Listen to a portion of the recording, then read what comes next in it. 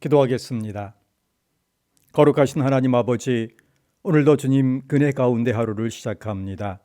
오늘 마치고 잠자리에 기도에 들 때까지 눈동자처럼 지켜보호하여 주시옵시고, 하나님의 선하신 뜻, 그리스도의 피 묻은 십자가에서 이루신 피 묻은 복음의 그 능력과 역사하심이 저희의 삶을 통하여 이 세상에 온전히 증거되도록 저희의 삶을 사용하여 주옵소서. 감사드리오며 예수 그리스도 이름으로 기도하옵나이다. 아멘. 오늘 말씀은 하박국 1장의 말씀입니다. 하박국 이 시대는 나훔 선지자의 시대와 겹치게 됩니다. 나훔 선지자의 예언대로 얼마 안 있어서 니느웨는 주전 612년 바벨론 메대 연합군에 의해서 하루아침에 무너지게 됩니다. 나훔 선지자가 이 니느웨에 대하여서 이렇게 예언을 했었죠. 나훔 1장 8절의 말씀입니다. 그가 범람하는 물로 그것을 진멸하시고 자기 대적들을 흑암으로 쫓아내시리라. 니느웨는 물로 망할 것이다는 예언입니다.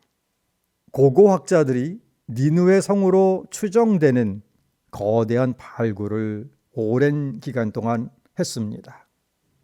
그 결과 범람하는 물로 멸망하는 흔적이 고스란히 드러났습니다. 바벨론 군이 티그리스강 물을 막고 있다가 한꺼번에 터뜨려서 니느웨 성을 수공으로 무너뜨렸던 것입니다. 물로 망한다 했는데 진정 물로 망한 유적이 발견된 겁니다. 하나님의 말씀은 1.1획 틀림없이 성취됩니다. 아수르 제국의 수도인 니느웨를 무너뜨린 바벨론 군대는 파죽지세로 아수르가 장악하였던 지역을 하나씩 접수해 갑니다. 이제 그 힘은 아프리카 북부를 장악하고 있던 고대 제국 이집트, 즉 애굽과 부딪히게 됩니다. 애굽은 신흥 제국 바벨론의 세력 확장을 막기 위해서 갈그미스 지역으로 대군을 출정시켜서 아수르가 최후 멸망하는 것을 막으려고 합니다. 아수르마저 무너지면 바벨론이 애굽으로 곧바로 밀고 올 것이기 때문입니다. 바로 이때 애굽 군대를 막아 나선 이스라엘의 16대 왕 요시야 왕이 전사를 하게 되지요.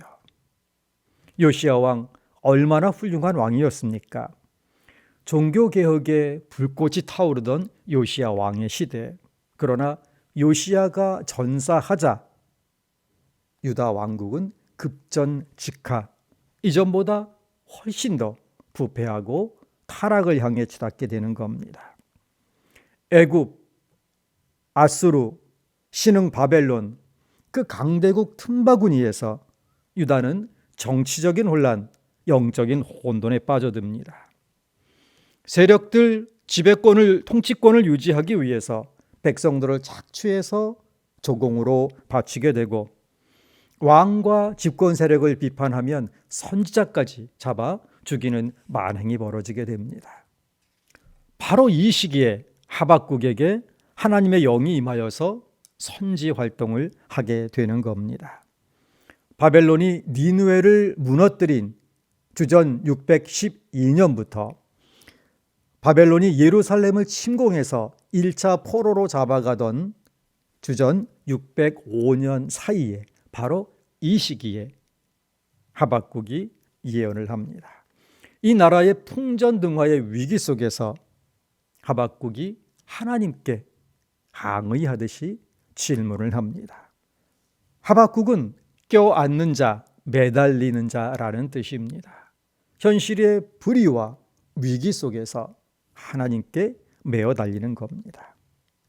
하나님께 항의하듯이 묻습니다. 2절의 말씀, 여호와여 내가 부르짖어도 주께서 듣지 아니하시니 어느 때까지리까? 내가 강포로 말미암아 외쳐도 주께서 구원하지 아니하시나이다. 공의로우신 하나님, 택하신 이 백성의 사회 속에 하나님의 공의가 상실되었고 불의가 만연한 이 악한 현실 그대로 내버려 두시는 겁니까? 왜 외면하시고 방치하시는 겁니까? 이렇게 하나님께 묻는 겁니다. 3절, 세상에 파괴와 폭력이 판을 치고 다툼과 분쟁이 만연합니다. 4절, 법은 무시되고 정의는 무력하고 악한 자들이 힘으로 선한 자들을 둘러싸고 부정이 판을 치는 세상입니다. 하나님, 왜 침묵하고 그대로 내버려 두고 계시는 겁니까? 이에 대해서 하나님께서 대답하시는 내용이 5절부터 11절입니다. 5절 말씀입니다.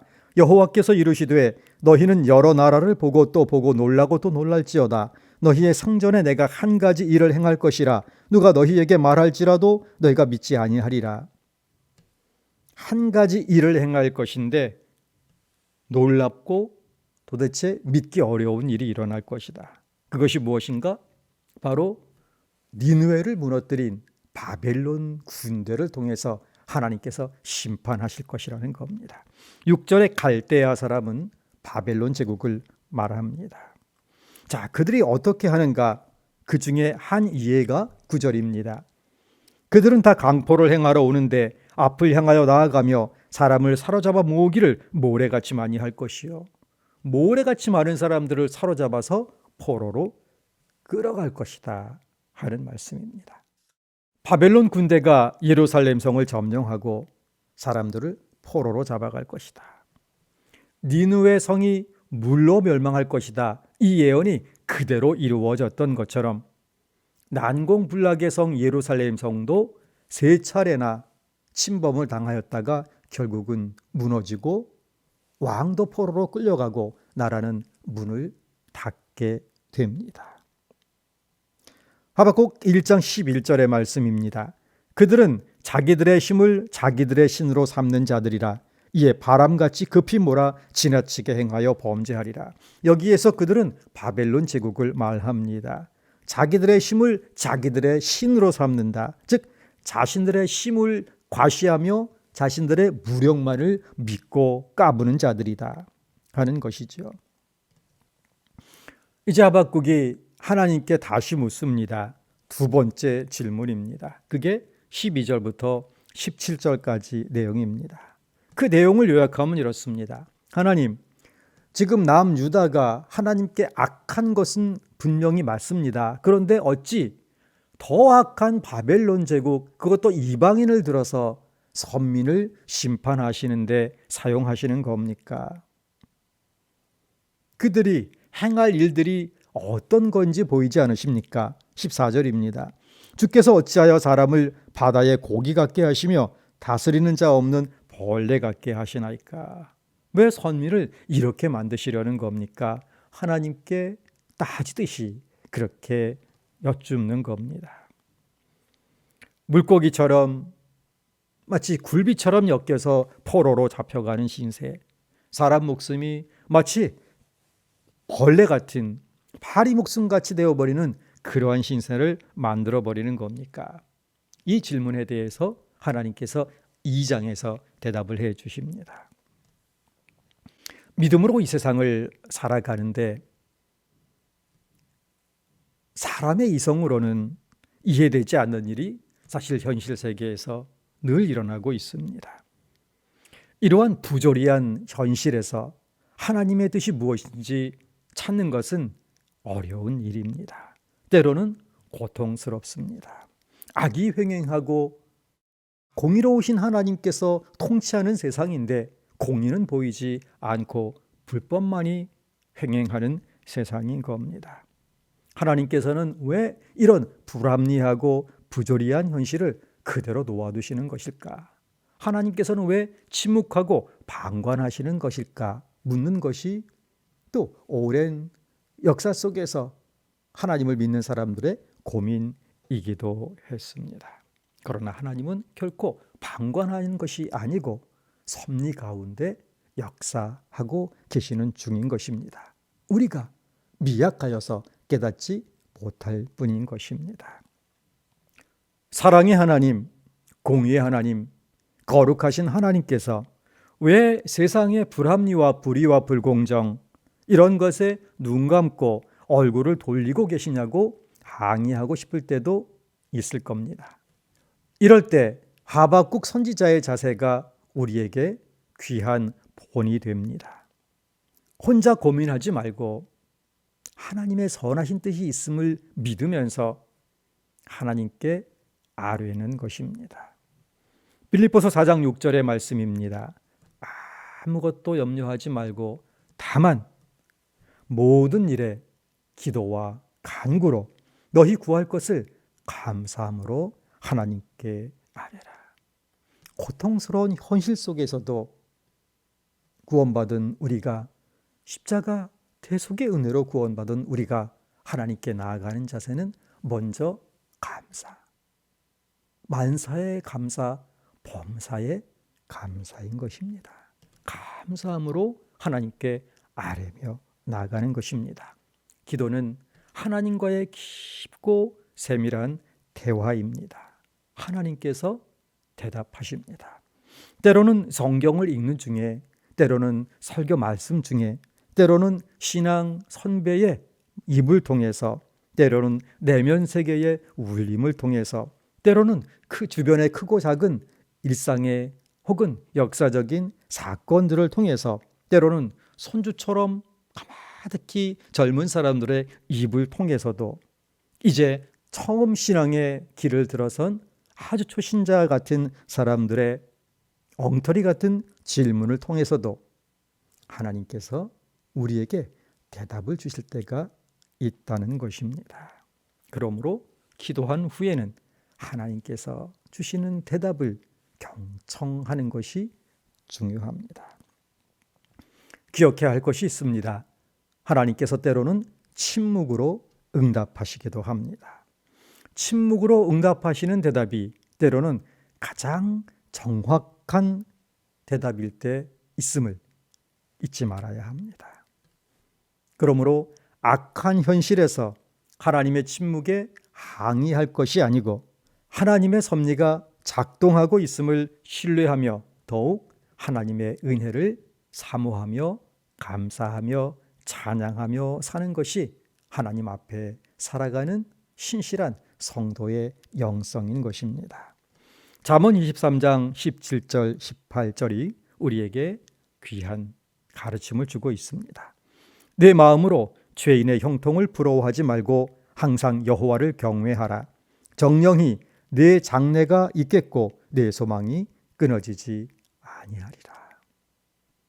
아멘. 우리 함께 기도하겠습니다. 너무나 중요한 담임 목사 청빙 과정이 진행되고 있습니다. 하나님 은혜로 주장하여 주시고 정말 서울교회 이 혼란과 고통의 시대를 잘 마무리하고, 그리고 새로운 시대 하나님께서 주신 이 비전, 사명, 교회의 목적, 목표를 잘 이루어가는, 더욱 힘을 내어 하나님을 위하여 열심히 일할 수 있는 교회의 새로운 시대를 잘 구비하고 이끌어갈 수 있는 신실한, 정말 하나님을 믿는 참된 영적 지도자를 보내어 주옵소서. 기도해야 할 때입니다. 두 번째, 5월 23일 우리 중직선거를 위하여서 하나님께서 친히 정말 신실한 사람을 세워주시옵소서. 홍수목 사모님 빠르게 회복되도록 하나님 역사하여 주옵소서. 그리고 선교 현지를 위해서, 또 우리의 자녀 세대를 위해서 이 시간 기도하겠습니다.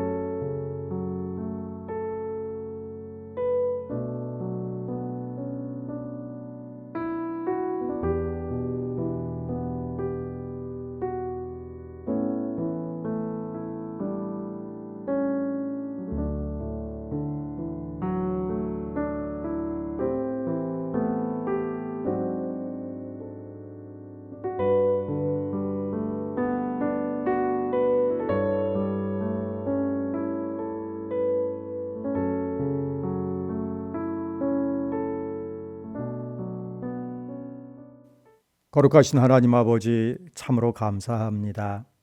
오직 하나님만을 의뢰하며 하나님만을 의지하며 하나님만을 사랑하며 오늘 하루도 살아가게 하여 주시옵소서.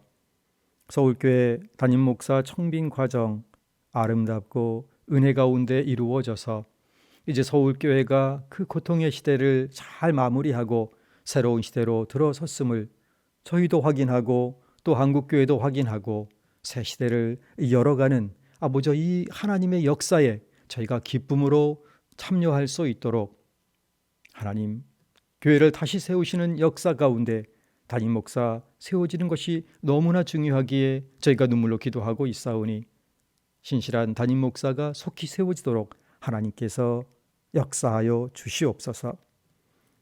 이제 5월 23일에는 5년 동안 또 중단되었던 6년 동안 중단되었던 그런 중지자를 뽑는 선거가 재개됩니다. 하나님, 정말 신실하게 하나님을 위하여 충성을 다짐하는 재헌신의 역사가 일어나는 이 중직선거 되도록 이 과정 속에 또 결과 속에 하나님의 은혜 더하여 주시옵소서. 코로나 바이러스 속히 종식되게 하여 주시옵시고, 홍수 목사 아버님 속히 쾌유되게 하여 주옵시고, 얼러 목사님 강건케 하여 주옵시고, 각 가정마다 아버지 모든 환우들이 하나님의 은혜로 자리를 아버지 다 깨끗이 접고 일어나서 일상에 또 사회 속으로 가정으로 그리고 예배와 섬김의 자리로 복귀하도록 은혜 내려 주시옵소서. 파송 선교지 위에 성령의 나타나심과 역사로 함께 하시며 보호하여 주시옵시고, 우리의 자녀손들 그 앞길 인도하여 주옵시며 지혜를 주시고 믿음도 하여 주시어서 그 땀 흘려 미래를 위하여 준비하는 모든 것들이 하나님께서 선하신 그리고 참으로 하나님의 풍성하신 열매를 맺어주시는 하나님의 그 은혜로 말미암아 하나님의 그 놀라운 역사를 찬양하는 가운데에 아름다운 신앙의 세대 계승과 그리고 이 땅에 복음의 영향력이 확대되어 나가는 귀한 도구로 또 통로로 쓰임받는 아버지, 우리의 모든 자녀손 되는 복을 더하여 주옵소서. 오늘 하루 고람되어 하나님 존전에서 신실한 하나님의 백성이 되기를 소원하옵나니 성령님께서 저희를 거룩하게 하여 주시옵시고 저희를 사용하여 주시옵소서. 감사드리오며 예수 그리스도의 이름으로 기도하옵나이다. 아멘. 하늘에 계신 우리 아버지, 아버지의 이름을 거룩하게 하시며 아버지의 나라가 오게 하시며 아버지의 뜻이 하늘에서와 같이 땅에서도 이루어지게 하소서. 오늘 우리에게 일용할 양식을 주시고 우리가 우리에게 잘못한 사람을 용서하여 준 것 같이 우리 죄를 용서하여 주시고 우리를 시험에 빠지지 않게 하시고 악에서 구하소서. 나라와 권능과 영광이 영원히 아버지의 것입니다. 아멘.